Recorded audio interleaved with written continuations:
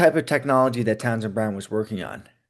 We know over the course of the 19th century, it was determined that electricity and magnetism were the opposite sides of the same force and they are known as one of the four fundamental forces. The one force is called electromagnetism.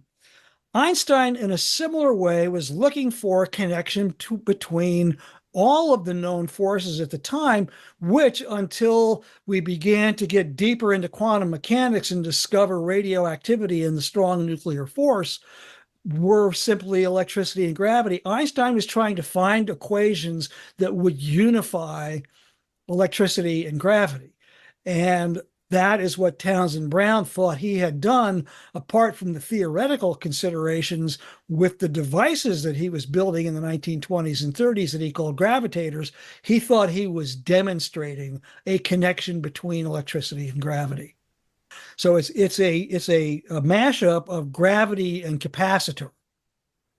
And they are built on stacks of capacitors that then, when are all stacked together, have this electrically induced propellant or motion effect.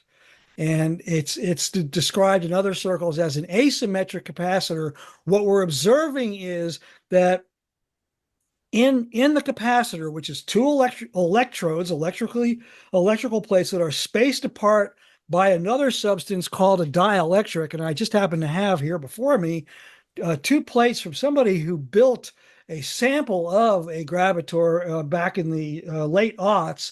These are discs of a ceramic material called barium titanate, and that's the kind of material that would separate the electrons in one of these gravitator devices. And the idea was it was an asymmetric capacitor. So you see, one of the plates is much thicker than the other plate, hence the asymmetry. And the basis of Brown's observation was that the negative pole, the negatively charged pole, would move toward the positively charged pole, but the positively charged would move away. So rather than them being pulled together in that context at those voltages, it had this thrust effect. That's the Biefeld-Brown effect.